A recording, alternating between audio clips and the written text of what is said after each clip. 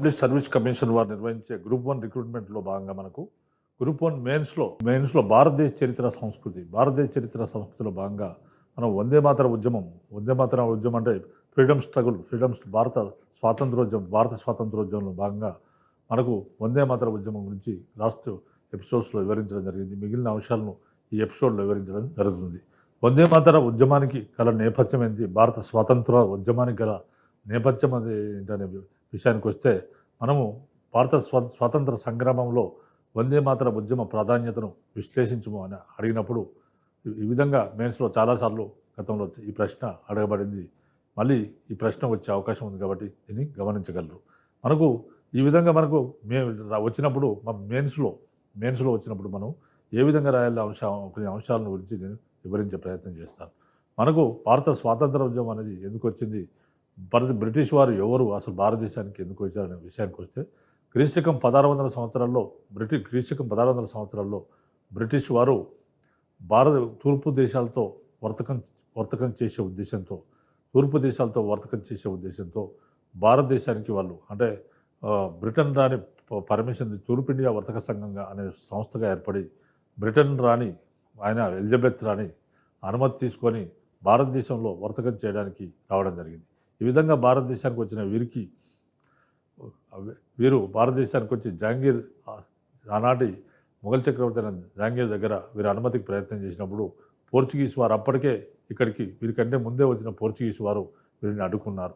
తర్వాత వీరు పోర్చుగీస్ వారిని నౌకా యుద్ధాల్లో ఓడించి పోర్చుగీస్ వారు అడ్డు లేకుండా చేసుకొని ఆ విధంగా మొఘల్ చక్రవర్తి జహాంగీర్ అనుమతి తీసుకొని 1611 అనుమతి తీసుకొని ఈ విధంగా భారతదేశంలో వాళ్ళ ఫ్యాక్టరీని నిర్మించుకోవడం జరిగింది.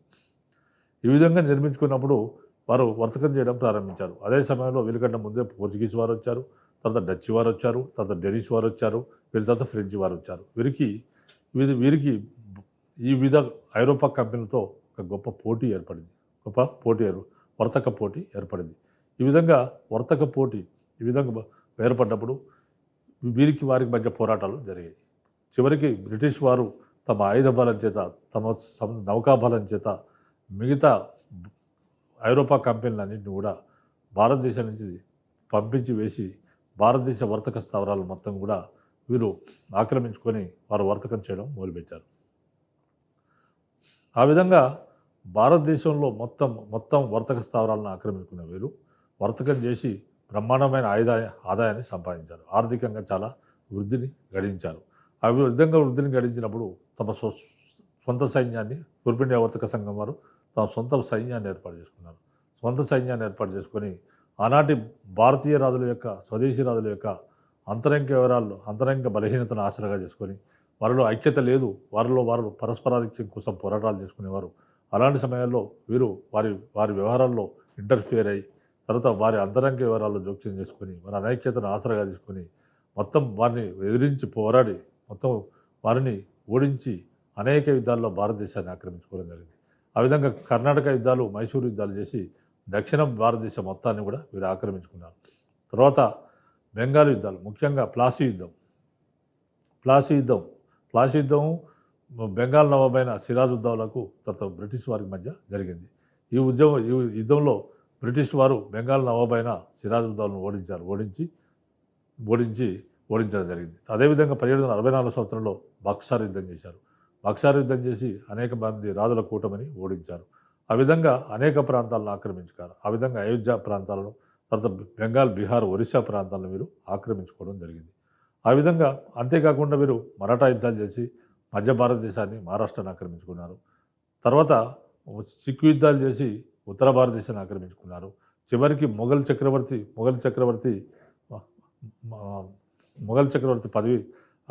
చక్రవర్తికి భరణం ఇచ్చి, పెన్షన్ ఇచ్చి మొఘల్ సామ్రాజ్యాన్ని కూడా తమలో కలుపుకోవడం జరిగింది. ఈ విధంగా భారతదేశాన్ని మొత్తాన్ని కూడా వీరు జయించి భారతదేశంలో తమ పరిపాలనా విధానాలను, తమ వివిధ విధానాలను బ్రిటిష్ వారు ఇక్కడ ప్రవేశపెట్టడం జరిగింది.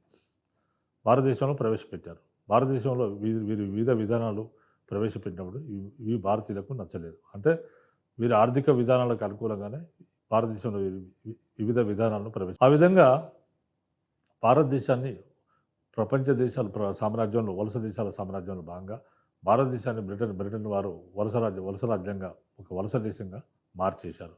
వలస దేశంగా మార్చేసి భారతదేశంలో అనేక విధానాలు అంటే భారతదేశ సంపదను దోచుకుపోవడం మొదలుపెట్టారు. భారతదేశ సంపద మొత్తం కూడా బ్రిటన్‌కి తరలిపోతుంది. అందుకని బ్రిటన్ వారు రాకముందు భారతదేశం ఆర్థికంగా చాలా గొప్ప పరిపుష్టిని పొంది ఉన్న ప్రాంతం. ఆ విధంగా వాళ్ళు ఆ భారతదేశాన్ని ఒక తమ వలస దేశంగా మార్చుకున్నారు. తర్వాత భారతదేశంలో ఉన్న సంపదను మొత్తం కూడా ఎత్తుకుపోవడం ప్రారంభించారు. అదేవిధంగా మరి భారతదేశంలో ఉన్న ముడి సరుకులను తీసుకుపోయేవారు. క్రీశకం 18వ శతాబ్దంలో బ్రిటన్ యూరోప్‌లో పారిశ్రామిక విప్లవం వచ్చింది. దానిలో భాగంగా అనేక నూతన యంత్రాలు కనుగొనబడ్డాయి. ఆ విధంగా బ్రిటన్‌లో వచ్చిన పారిశ్రామిక విప్లవం మూలన అనేక యంత్ర పరికరాలు ఏర్పాటు చేయడం జరిగింది. గొప్ప గొప్ప పరిశ్రమలు ఏర్పాటు చేసుకోవడం జరిగింది. గొప్ప గొప్ప పరిశ్రమలు ఏర్పాటు చేయడం జరిగింది. ఈ పరిశ్రమల మీద ఆహ్, నూతన వస్తువులు తయారు చేయడం మొదలుపెట్టారు. ఆ విధంగా చీప్‌లో వస్తువులను తయారు చేయడం మొదలుపెట్టారు. మరి భారతదేశంలో ఉన్న వస్తువులు, భారతదేశంలో తయారయ్యే వస్తువులు హస్తకళలో గానీ, భారతదేశ వస్త్రాలు గానీ చాలా నాణ్యతతో కూడుకున్న వస్త్రాలు నేసేవారు. ఆ విధంగా భారతదేశంలో ఉన్న వస్త్రాలు అనేక నాణ్యమైన వస్త్రాలు తయారు చేసేవారు. ఒకప్పుడు భారతదేశంలో తయారైన వస్తువులకు యూరోప్‌లో మంచి గిరాకీ ఉండేది. అదేవిధంగా భారతదేశం నుంచి సుగంధ ద్రవ్యాలు యూరోప్‌కు వెళ్ళేవి. ఆ విధంగా భారతదేశం పైన పూర్తిగా యూరోప్ వారు ఒకప్పుడు ఆధారపడ్డారు. అదేవిధంగా మరి ఇక్కడ ఢాకా మా ఢాకాలో కొంతమంది ఆనాటి చీరలు నేసేవారు. అగ్గిపెట్టెలు బట్టే చీరలు నేసేవారట. అలాంటి ఆహ్, పనివారిని పిలిపించి మరి ఇంకోసారి ఇలాంటి నాణ్యమైన వస్త్రాలు నేయకుండా వాళ్ళ బొటనవేళ్ళు బ్రిటిష్ వారు కట్ చేయించారట. అదేవిధంగా మరి భారతదేశంలో ఉన్న ఈ పరిశ్రమలు గానీ, కుటీర పరిశ్రమలు గానీ, హస్తకళలు గానీ బ్రిటన్‌లో తయారైన ఇండస్ట్రియల్ రెవల్యూషన్ సందర్భంగా వచ్చిన బ్రిటన్‌లో తయారైన ఆ వస్తువులతో పోటీ పడలేకపోయాయి. ఆ విధంగా మరి భారతదేశంలో బ్రిటిష్ వారు అనేకమైన రైల్వే వ్యవస్థను నిర్మించారు. రైళ్ల నిర్మాణం చేశారు. రైళ్ల నిర్మాణం చేశారు. ఎందుకు చేశారంటే భారతీయుల కోసం చేయలేదు. కేవలం భారతదేశంలో మారుమూల ప్రాంతాల్లో ఉన్న ముడి సరుకులను ఈ రైల్వే వ్యవస్థ ద్వారా రేవు ప్రాంతాల్లో తీసుకుపోయి అక్కడి నుంచి బ్రిటన్‌కి తరలించేవారు. తరలించి అక్కడ వస్తువులు తయారు చేసేవారు. ఆ వస్తువులను తీసుకొచ్చి మళ్ళీ భారతదేశంలో అమ్మేవారు. ఈ విధంగా ఆ వస్తువులను వివిధ వస్తూత్పత్తులను అమ్మినప్పుడు భారతదేశంలో ఉన్న వస్తూత్పత్తులు బ్రిటిష్ వారితోని పోటీ పడలేకపోయాయి. ఫలితంగా ఈ ఈ భారతదేశంలో ఉన్న హస్తకళల వారు, తర్వాత కుటీర పరిశ్రమల వారు, తర్వాత పరిశ్రమలలో పనిచేసే వివిధ వృత్తి వృత్తి కళా నిపుణులందరూ కూడా తమ వృత్తులను కోల్పోయి వారు గత్యంతరం లేక వ్యవసాయ రంగానికి తర్వాత పరిశ్రమల్లో పనిచేయడానికి వెళ్ళవలసిన పరిస్థితి ఏర్పడింది. ఆ విధంగా పరిశ్రమల్లో పోతే పని గంటలు ఎక్కువ, తర్వాత వేతనం తక్కువగా ఉండేది. అదేవిధంగా వ్యవసాయ రంగానికి వెళ్ళారు. వ్యవసాయ రంగానికి వెళ్ళినప్పుడు వ్యవసాయ రంగంలో బ్రిటిష్ వారు ప్రవేశపెట్టిన విధానాల వల్ల ఆనాటి రైతులే కాకుండా ఈ విధంగా గత్యంతరం లేక వెళ్ళిన వారు కూడా చాలా హింసకు గురయ్యారు. ఎందుకంటే అక్కడ బ్రిటిష్ వారు అనేక విధానాలు, భూమి శిస్తు విధానాలు, రకరకాల విధానాలు ప్రవేశపెట్టడం జరిగింది. వ్యవసాయంలో కారణవాలిస్ శాశ్వత శిస్తు విధానాన్ని ప్రవేశపెట్టాడు. తర్వాత ఆ విధంగా శాశ్వత శిస్తు విధానము, మహల్వారీ విధానము, తర్వాత రైతువారీ విధానాలను ప్రవేశపెట్టారు. ఈ విధానాలు ప్రవేశపెట్టినప్పుడు రైతులకు పంటలు పండినా పండకపోయినా కానీ భూమి శిస్తు కంపల్సరీ పే చేయాల్సిన అవసరం ఉండేది. కాబట్టి ఈ విధంగా రైతులకు తీవ్రమైన అన్యాయం జరిగేది. ఎందుకంటే శాశ్వత శిస్తు విధానంలో జమీందారులకు రైతుల నుంచి పన్నులు వసూలు చేసే బాధ్యతను అప్పజెప్పారు. ఆ విధంగా అప్పజెప్పినప్పుడు జమీందారులు బ్రిటిష్ వారికి ఏజెంట్లుగా ఉండి ఈనాటి రైతులను పిలిచి పిప్పి చేసేవారు. వారి భూములను శిస్తు చెల్లించలేని వారి భూములను ఆక్రమించేవారు. అదేవిధంగా మరి భూమి పంట పండినా పండకపోయినా భూమి శిస్తు కంపల్సరీ పే చేయాల్సిన అవసరం ఉండేది. తర్వాత అతివృష్టి, అనావృష్టి మొదలైనగా ఉండేవి. తర్వాత అదేవిధంగా కరువు వచ్చేది. కరువు వచ్చినప్పుడు మరి అంతకుముందు బ్రిటిష్ వారి కంటే ముందు కరువు వచ్చినప్పుడు ఆనాటి రాజులు తమ ప్రజల కష్టాలు, ప్రజలు తమ కష్టాలు సుఖాలు చెప్పుకునేవారు. రాజులు వాళ్ళను కరువు సమయాల్లో ఆదుకుని కరువు నివారణ చర్యలు తీసుకునేవారు. తర్వాత కరువు నివారణ చర్యలే కాకుండా వారికి కావలసిన యొక్క ధాన్యాన్ని కూడా సప్లై చేసేవారు. కానీ బ్రిటిష్ వారికి ఇవన్నీ అవసరం లేదు. వారికి ఎంతసేపు పన్ను వసూలు చేయడం వాళ్ళకి కావాలి. ఈ విధంగా క్షామాలు వచ్చి, కరువు కాటకాలు వచ్చి కొన్ని లక్షల మంది చనిపోయారు. బ్రిటిష్ వారు ఎలాంటి క్షామ నివారణ చర్యలు తీసుకోలేదు. తర్వాత బ్రిటిష్ వారు అనేక ఎవరికి కూడా ఎలాంటి ఈ నీటిపారుదల వ్యవస్థ సౌకర్యాలు కల్పించలేదు. ఈ విధంగా కరువు వచ్చుకొని లక్షల మంది చనిపోయేవారు. తర్వాత బ్రిటిష్ వారికి కావాల్సింది కేవలం ధనము, సంపద తప్ప వారికి ఇతరాతర అంశాలు ఏది అవసరం లేదు. అదేవిధంగా బ్రిటిష్ వారు జాత్యాంకారాన్ని కూడా ప్రదర్శించేవారు. మేమే చాలా గొప్ప జాతి వారము, మీరు తక్కువ జాతి వారు, మీ దేశీయులు, మీ దేశం బాగా వెనుకబడిన దేశం, మీకు నాగరికత తెలవదు, ఇలాంటి మాటలు మాట్లాడేవారు. మేము మిమ్మల్ని పరిపాలించడం మీ మీ అదృష్టం అని చెప్పేవారు. కాబట్టి మిమ్మల్ని మీరు పరిపాలించుకొని మీకు చేత కాదు. కాబట్టి మీకు పరిపాలనా రంగంలో మేము మేము మీకు శిక్షణను ఇస్తాం. మీరు మా అంత పరిపాలన నేర్చుకున్న తర్వాత క్రమక్రమంగా నేర్చుకున్న తర్వాత మీకు అప్పుడు మీ మీ మీ దేశాన్ని మీరు పరిపాలించుకోవచ్చు అని చెప్పడం జరిగింది. అదేవిధంగా జాత్యాంకారాన్ని ప్రదర్శించేవారు. మాది గొప్ప జాతి అనేవారు. ఈ విధంగా రకరకాలుగా ప్రజలను హింసించేవారు. ప్రజలకు ఎలాంటి హక్కులు ఉండేవి కాదు. ఎలాంటి హక్కులు ఉండేవి కాదు. తర్వాత ఆనాటి బ్రిటన్ పౌరులకు ఒక ఒక ఒక ఒక న్యాయము, భారత పౌరులకు ఒక న్యాయము ఉండేది. కానీ ఇటువంటి పరిస్థితుల్లో ఇలాంటి పరిస్థితుల్లో క్రైస్తవ మిషనరీలు భారతదేశాన్ని సందర్శించడం జరిగింది. అంటే ఆనాటి పార్లమెంటు క్రైస్తవ మిషనరీలు భారతదేశంలో మత ప్రచారం చేసుకోవడానికి అనుమతినివ్వడం జరిగింది. ఆ విధంగా క్రైస్తవ మిషనరీలు భారతదేశానికి ప్రచారం కోసం రావడం జరిగింది. ఈ క్రైస్తవ మిషనరీలు వచ్చినప్పుడు వారు హిందూ మతం అనేక మూఢనమ్మకాలతో కూడుకున్నదని, అనేక సాంఘిక దురాచారాలున్నాయని, వర్ణ వ్యవస్థ ఉన్నదని, కుల పద్ధతి ఉందని, కాబట్టి మీరు అందరూ కూడా హిందూ మతాన్ని వదిలేసి క్రైస్తవ మతాల్లో చేరాలని వాళ్ళు ప్రబోధించడం జరిగింది.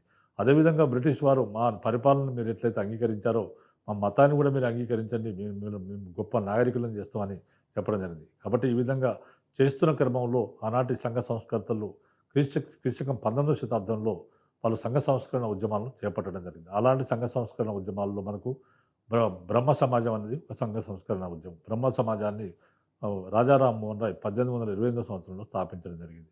ఆ విధంగా బ్రహ్మ సమాజాన్ని స్థాపించిన రాజా రామ్మోహన్ రాయ్ ఆనాటి సమాజంలో సాంఘిక దురాచారాలను ఆయన ఖండించాడు. హిందూ మతాన్ని సంస్కరించడానికి ఆయన ప్రయత్నం చేశాడు. రాజా రామ్మోహన్ రాయ్ తర్వాత ఆయన అనుచరులైన దేవేంద్రనాథ్ ఠాగూర్, తర్వాత కేశవచంద్ర సేన్ కూడా ఆనాటి ఉద్యమంలో హిందూ సమాజాన్ని మార్చడానికి ప్రయత్నం చేశారు. అదేవిధంగా దయానంద సరస్వతి 1875 సంవత్సరంలో ఆర్య సమాజాన్ని స్థాపించాడు. ఆర్య సమాజం కూడా ఏకేశ్వరం, ఒకే దేవుని పూజించాలి, కొన్ని అంశాలను ఆర్య సమాజం కూడా చెప్పడం జరిగింది. సమాజంలోని సాంఘిక దురతాలను మాన్పించడానికి ప్రయత్నం చేసింది. అదేవిధంగా బ్రిటిష్ వారు క్రైస్తవ మిషనరీలు అనేక మంది హిందువులను వారి మతంలోకి మార్చుకున్నప్పుడు మళ్ళీ వాళ్ళని అనేకమైన హితబోధ చేసి మరి దయానంద సరస్వతి తన శుద్ధి ఉద్యమం ద్వారా వారందరినీ కూడా తిరిగి హిందూ మతంలోకి తీసుకొని రావడం జరిగింది. తర్వాత ఆనాటి అనేక మంది ఉన్నారు. రామకృష్ణ పరమహంస, తర్వాత అదేవిధంగా వివేకానందుడు, తర్వాత దివ్యజ్ఞాన సమాజంలో మనకు అనిబిసెంట్ అనే ఐరిష్ వనిత, వీళ్ళందరూ కూడా సంఘ సంస్కరణ ప్రయత్నం చేశారు. తర్వాత ఈ విధంగా ఆనాటి వీరందరి ప్రయత్నాల మూలన ప్రజల్లో ఉన్న హిందూ మతంలో ఉన్న సాంఘిక దురాచారాలను మాన్పించేవారు. హిందూ సమాజాన్ని సంస్కరించడానికి ప్రయత్నం చేశారు. తర్వాత జాతీయ ఉద్యమాలు కూడా వీరు ముందుకెళ్ళేటట్టు వివరించడం జరిగింది. ఈ విధంగా ఆనాటి ఉద్యమం జరిగింది. అదే సమయంలో మనకు 1857 సంవత్సరంలోనే మన భారతదేశంలో ఉన్న హిందువుల సాంఘిక ఆచారాల్లో, తర్వాత వారి వ్యవహారాల్లో, అంతరంగ వ్యవహారాల్లో బ్రిటిష్ వారు మ్యాథమెటిక్ జోక్యం చేస్తున్నారనే ఫలితంగా భారతదేశ వ్యాప్తంగా బ్రిటిష్ వారి విధానాలకు వ్యతిరేకంగా గొప్ప పోరాటం జరిగింది. అదే వీరి అసంతృప్తి ఫలితంగానే 1857 తిరుగుబాటు జరిగింది. 1857 తిరుగుబాటు భారతదేశ వ్యాప్తంగా జరిగింది. ఆ తర్వాత 1857 తిరుగుబాటు అనంతరము ఆనాటి బ్రిటన్ రాణి విక్టోరియా మహారాణి 1858 సంవత్సరంలో ఒక ప్రకటన చేస్తూ మేము జాతి మత విభేదాలు లేకుండా సమాజంలో మిమ్మల్ని అందరినీ కూడా సమానంగా చూస్తాం, మిమ్మల్ని కూడా మాతో సమానంగా చూస్తామని ప్రకటన చేయడం జరిగింది. ఆ విధంగా ప్రకటన చేసి భారతదేశ పరిపాలనాధికారాన్ని తూర్పు ఇండియా వర్తక సంఘము నుంచి తూర్పు ఇండియా వర్తక సంఘ పరిపాలనను రద్దు చేసి డైరెక్ట్ బ్రిటన్ పార్లమెంట్ ఆధ్వర్యంలో పరిపాలనను ఆమె ప్రవేశపెట్టడం జరిగింది. ఆ విధంగా బ్రిటన్ రాణి ప్రవేశపెట్టినప్పుడు ఆమె గవర్నర్ జనరల్లో ఒక కౌన్సిల్, ఒక సలహా మండలి ఉంటుందని చెప్పడం జరిగింది. అదేవిధంగా భారత రాజ్య కార్యదర్శి ఉంటాడని చెప్పడం జరిగింది. బ్రిటన్ పార్లమెంట్ చట్టాలు చేస్తుందని చెప్పడం జరిగింది.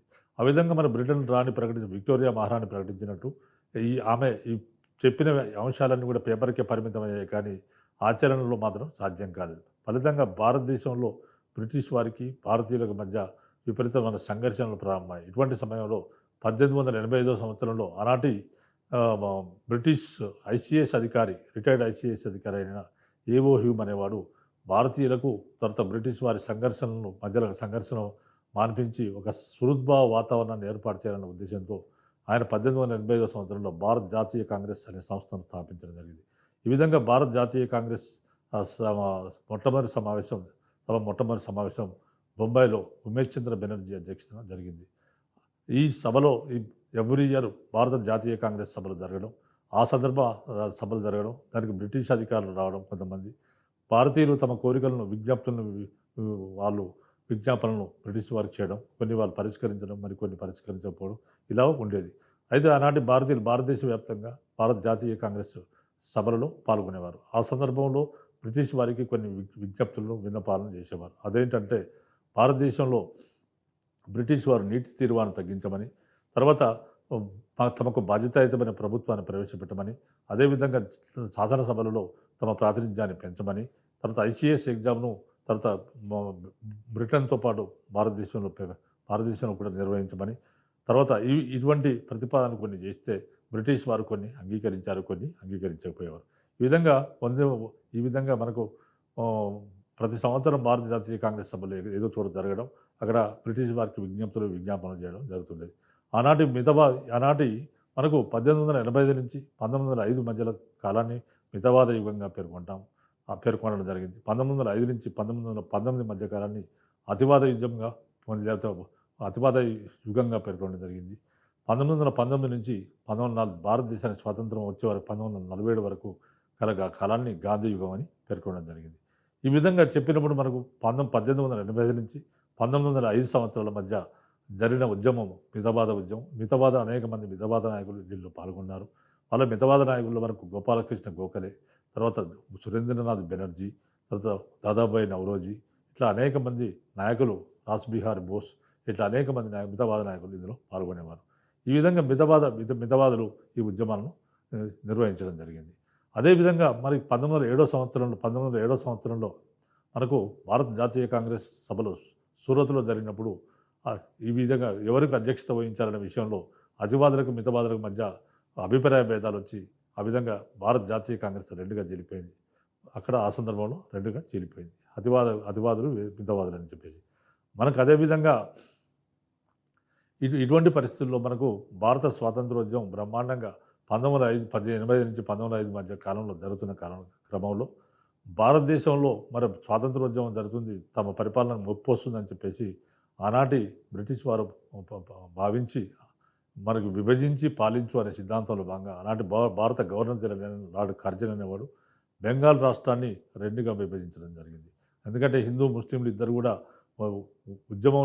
స్వాతంత్రోద్యమంలో పాల్గొంటున్నారు కాబట్టి ఈ స్వాతంత్రోద్యమంలో వీరిని విభజించి పాలించు అనే పద్ధతిలో భాగంగా ఆయన ఈ బెంగాల్ను రెండుగా విభజించడం జరిగింది. ముస్లింలను, హిందువులను విడదీయాలనే ఉద్దేశంతో.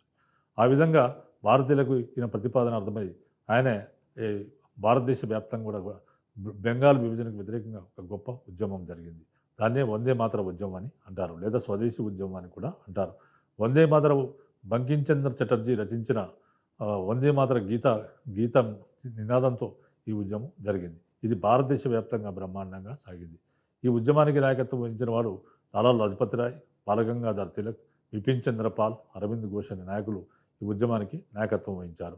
వీరు ఆనాటి ఈ ఉద్యమంలో భాగంగా గొప్ప సమావేశాలు జరిగి బ్రిటిష్ వారికి వ్యతిరేకంగా సభలు సమావేశాలు జరిపారు. తర్వాత అనేకమైన గొప్ప సంస్థలు ఏర్పడాయి. వివేకానందుని ప్రభావంతో చేత ఆ రోజు గొప్ప సంస్థలు ఏర్పడ్డాయి. అదే అనుశీలన సమితి, వివిధ సమితిలు ఏర్పడి ఆనాటి యువతను చాలా గొప్పగా ప్రభావితం చేయడం జరిగింది. ఈ ఉద్యమాలన్నీ కూడా యువతను ప్రభావితం చేశాయి. తర్వాత ఇదే సందర్భంలో అనేక అంశాలు వాళ్ళు అనేక నినాదాలు తీసుకున్నారు. అదేంటంటే విదేశీ వస్త్ర బహిష్కరణ, విదేశీ వస్తు బహిష్కరణ అనే నినాదాలు ఇక్కడ ప్రవేశపెట్టడం జరిగింది. ఈ విధంగా విదేశీ బహిష్కరణ, విదేశీ వస్త్రాలను బహిష్కరించాలి, స్వదేశీ వస్త్రాలను వాడాలి, తర్వాత స్వదేశీ వస్తువులను వాడాలి, తర్వాత జాతీయ విద్యా సంస్థల్లో మాత్రమే విద్యను అభ్యసించాలి అనే అంశాలను కూడా వీళ్ళు ప్రచారం చేయడం జరిగింది. ఈ విధంగా మనకు ప్రచారం చేసే క్రమంలో అనేక మంది స్వదేశీ విద్యను ప్రోత్సహించి అనేక స్వదేశీ విద్యా సంస్థలు కూడా ఏర్పాటు చేయడం జరిగింది. అదేవిధంగా కొంతమంది యువకులను వివిధ వస్తువులు తయారీ నేర్చుకోవడానికి కానీ కొంతమంది యువకులను జపాన్ మొదలైన దేశాలకు పంపడం జరిగింది. అగ్గిపెట్టెలు ఏ విధంగా తయారు చేయాలి, స్వదేశీ వస్తువులను ఏ విధంగా నేర్చుకోవడానికి కొంతమంది యువకులను మనకి అక్కడికి పంపడం జరిగింది. ఇది జపాన్కు పంపడం జరిగింది. తర్వాత అదేవిధంగా అనేక స్వదేశీ వస్తువులను ఏర్పాటు చేసుకోవడం జరిగింది. ఇప్పుడు మనకి మిగిలిన అంశాల్లో విదేశీ వస్తువు బహిష్కరణ గురించి 1905లో ఆర్య సమాజ్ సభ్యుడు తహల్రామ్ గంగారాం ప్రతి సాయంత్రం కాలేజ్ చౌరస్తాలో ఉపన్యాసాలు ఇస్తూ విద్యార్థులను ఉత్తేజపరచడం జరిగింది. అంటే విదేశీ వస్తు బహిష్కరణ ఏ విధంగా చేయాలనే విషయంలో 1905 సంవత్సరంలో ఆర్య సమాజ సభ్యుడైన తహల్రామ్ గంగారాం ప్రతి సాయంత్రం కాలేజ్ చౌరస్తాలో ఉపన్యాసాలు ఇస్తూ విద్యార్థులను ఆయన ఉత్తేజపరిచేవాడు. 1905 సంవత్సరం జూలై 17 నాడు రిషన్ కాలేజీ వద్ద జరిగిన సభలో బెంగాల్ విభజన రద్దయ్యే వరకు బహిష్కరణ ఉద్యమం జరగాలని తీర్మానించడం జరిగింది. తర్వాత విదేశీ వస్తు విక్రయాలు జరిగే చోట్ల పికెటింగ్ జరగాలని ఈనాటి సభలు తీర్మానించాయి. విదేశీ వస్తు విక్రయాలు ఎక్కడ షాప్స్ దగ్గర జరుగుతాయో అక్కడ బహిష్కరణ ఉద్యమాలు పికెటింగ్ జరగాలని సభలు తీర్మానించడం జరిగింది. తర్వాత స్వదేశీ వస్తు వినియోగం పెరిగి ధరలు పెరగడంతో క్రయం చేసేవారికి విరాళ నిధి నుంచి సహాయాన్ని అందించడం జరిగింది. ఒక సందర్భంలో లివర్పూల్ నుంచి తెచ్చిన ఉప్పు సంచులను ఉద్యమకారులు, లివర్పూల్ అంటే బ్రిటన్లో తయారైన ఉప్పు సంచులను ఉద్యమకారులు నదిలో పడవేయడం జరిగింది. ఈ సంఘటన బోస్టన్ టీ పార్టీని తలపించింది. బోస్టన్ టీ పార్టీ అనేది అమెరికాలో జరిగిన సంఘటన. అలాంటి బోస్టన్లో జరిగిన సంఘటన అంటే అమెరికా స్వాతంత్ర పోరాటంలో భాగంగా బోస్టన్ టీ కూడా సముద్రంలో పారబోసినట్టు ఇక్కడ ఉప్పు సంచులను కూడా ఉద్యమకారులు అంటే బ్రిటన్లో ఉన్న బ్రిటన్లో లివర్పూల్ అనే ప్రాంతంలో అక్కడ తయారైన ఉప్పును తీసుకొచ్చి ఇక్కడ ఈనాటి ఉద్యమకారులు తీసుకొచ్చి నదిలో పారివేయడం జరిగింది. అరవింద్ ఘోష్ సూచనపై కాళీ మందిరం ముందు పొగైన గుమిగూడిన 50,000 మంది విదేశీ వస్తు బహిష్కరణను పాటిస్తామని ప్రమాణాలు చేయడం జరిగింది. విదేశీ వస్తు వినియోగం చేసేవారు అపహాస్యం పాలయ్యారు. తర్వాత రిపన్ కాలేజీలో విద్యార్థులు విదేశీ కాగితాలపై పరీక్ష రాయడానికి నిరాకరించారు. అంటే విదేశీయులు అంటే బ్రిటిష్ వారి కాగితాలపై పరీక్ష రాయడానికి నిరాకరించగా స్వదేశీ కాగితాలు తెప్పించవలసిన పరిస్థితి ఏర్పడింది. తర్వాత అస్వస్థురాలైన 6 సంవత్సరాల బాలిక విదేశీ ఔషధాన్ని తీసుకోవడానికి నిరాకరించింది. వివాహ సందర్భంలో విదేశీ కానుకలు నిషిద్ధాలయ్యాయి. విదేశీ ఉప్పు, విదేశీ చక్కెర వాడిన విందుల్లో పాల్గొనడానికి అతిథులు నిరాకరించారు. విదేశీ ఉప్పు, విదేశీ చక్కెర ఎక్కడ వాడారో పార్టీల్లో అది రావడానికి కూడా, అది తినడానికి కూడా అతిథులు నిరాకరించడం జరిగింది. తిలక్ నాయకత్వంలో విదేశీ ఉద్యమం మహారాష్ట్రలో ఉధృతంగా సాగింది. విదేశీ పెత్తనాన్ని ఆపే శక్తి మనకు లేదు, కానీ విదేశీ వస్తు బహిష్కరణ ద్వారా కోట్ల రూపాయల ధనము దేశం దాటిపోకుండా మనం చూసుకోవచ్చు కదా అని కేసరి పత్రికలో బాలగంగాధర్ తిలక్ రాయడం జరిగింది. ఇతర రాష్ట్రాల్లో కూడా తిలక్ పర్యటించి ఉద్యమ ప్రచారం చేయడం జరిగింది.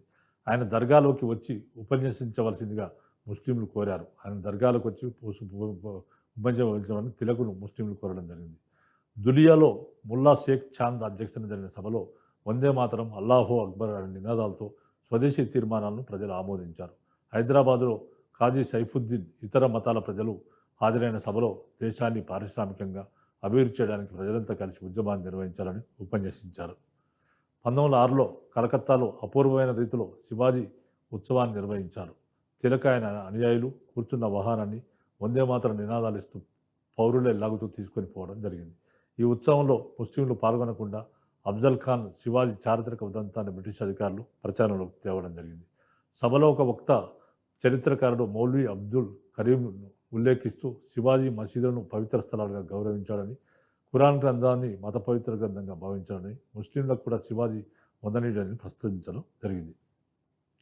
పూనాలో విజయదశమి రోజు విదేశీ వస్త్రదానము, స్వదేశీ వస్తు ప్రదర్శన జరిగింది. స్వదేశీ చక్కెరతో చేసిన మిఠాయిలు పంచడం జరిగింది. 1907 సంవత్సరంలో ఆనాటి వందే మాతర ఉద్యమ నాయకుడైన బిపిన్ చంద్రపాల్ దక్షిణ భారతదేశంలో పర్యటించడంతో మద్రాసు రాష్ట్రంలో ఉద్యమం అలజడులుగా జరిగాయి. తర్వాత బిపిన్ చంద్రపాల్ మహాశయాన్ని మద్రాసు రాష్ట్రం నుంచి తరలించడం తప్పనిసరి చర్య అని వైస్రాయ్ భారత వ్యవహారాల కార్యదర్శికి రాశాడు. స్వదేశీ ఎందుకంటే బిపిన్ చంద్రపాల్ ప్రసంగాలతో తీవ్ర ప్రభావితమైన మద్రాసు రాష్ట్రంలో ఆంధ్రప్రదేశ్ వారు కాబట్టి ఆయన అక్కడి నుంచి తరలించడం ఉత్తమం అని చెప్పడం జరిగింది. స్వదేశీ విదేశీ సూత్రాలు సైనికుల్లో కూడా ప్రచారం అవుతున్నాయని గూఢాచార నివేదికలు ఆనాటి గూఢాచార నివేదికలు వెల్లడించాయి. రష్యన్ సైనికాధికారులతో రహస్య మంత్రాలు జరుగుతున్నాయని వార్తలు బ్రిటిష్ అధికారులకు ఆందోళన కలిగించడం జరిగింది. తర్వాత విదేశీ వస్తు బహిష్కరణ, స్వదేశీ వస్తు వినియోగము, జాతీయ విద్యా సంస్థల స్థాపన, జాతీయ కళా సాహిత్య సాంప్రదాయాల పునరుద్ధరణ, విదేశీ విద్యాలయాల బహిష్కరణ, విదేశీ బిరుదులు, గౌరవ పరిత్యాగము, స్వదేశీ పరిశ్రమల స్థాపన ఇలా బహుముఖ వ్యూహాలతో సాగింది వందే మాతర ఉద్యమం. ఉద్యమంలో పట్టణాలు, నగరాల్లోని మధ్యతరగతి ప్రజలు, జమీందారీ వర్గం నుంచి చెప్పుకోదగినంత మంది పాఠశాల, కళాశాల విద్యార్థులు, మహిళలు పాల్గొనడం. జర్మనీ, రష్యాలలోని పరిణామాలను ఆకలింపు చేసుకున్న ఉద్యమ నేతలు కొందరు కార్మిక వర్గ డిమాండ్లకు రాజకీయ రూపాన్నిచ్చే ప్రయత్నం చేశారు. తూర్పు ఇండియా రైల్వే, తర్వాత జూట్ మిల్స్ వంటి విదేశీ కర్మాగారాలు, సంస్థల్లో సమ్మె నిర్వహణకు పూనుకోవడం జరిగింది. అయితే బారిసాల్ జిల్లాలో మినాయిస్తే ఇతర బెంగాలీ కర్షక సమాజాలని పెద్ద సంఖ్యలో ఉద్యమం కూడగట్టుకుని రాలేకపోయిందని కొందరు వ్యాఖ్యానించడం జరిగింది. ముస్లిం జనబహుళ్యాన్ని ఉద్యమం ఆకర్షించలేకపోయింది. ఇందుకు కారణం బ్రిటిష్ ప్రభుత్వం అవలంబించిన విభజన వ్యూహమే. నాటి బెంగాల్ జనాభా వర్గము స్థితిగతులు కూడా బ్రిటిష్ వారి వ్యూహానికి ఉపకరించాయి. అఖిల భారత ముస్లిం లీగ్ ఇదే కాలంలో అవతరించింది. ముస్లింలలో ఉద్యమ వ్యతిరేక వైఖరి ఢాకా నవాబు సలీముల్లా కేంద్రం వైఖరికి ఢాకా నవాబు సలీముల్లా కేంద్రం ముందుకు కావడం జరిగింది. ఈ వ్యతిరేక వైఖరి ఉద్యమకారులు పునరుద్ధరించే ప్రచారం కల్పించిన సాంప్రదాయక పూర్వ పూజా సాంప్రదాయాలు కూడా కారణమయ్యాయి. వీటిని మతవాదులైన వారు మతపరమైన ఉత్సవాలుగా చిత్రీకరించి వాటిలో పాల్గొనడాన్ని నిరసించడం జరిగింది.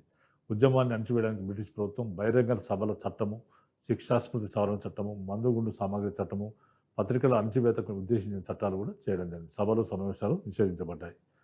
తిలకును 6 సంవత్సరాల జైలు శిక్షకు 1908వ సంవత్సరంలో గురి చేయడం ఆనాటి వందే మాతర ఉద్యమ నాయకులైన లాలా లజపతి రాయ్, అజిత్ సింగ్లకు నిర్బంధానికి గురి కావడం, అరవింద్ ఘోష్పై క్రిమినల్ కేసులు పెట్టడం, యుగంతర్, సంజా, వందే మాతరం పత్రికల మూసివేయడం వంటి పరిణామాలతో 1908 నాటికి ఉద్యమం బలహీనపడిపోయింది.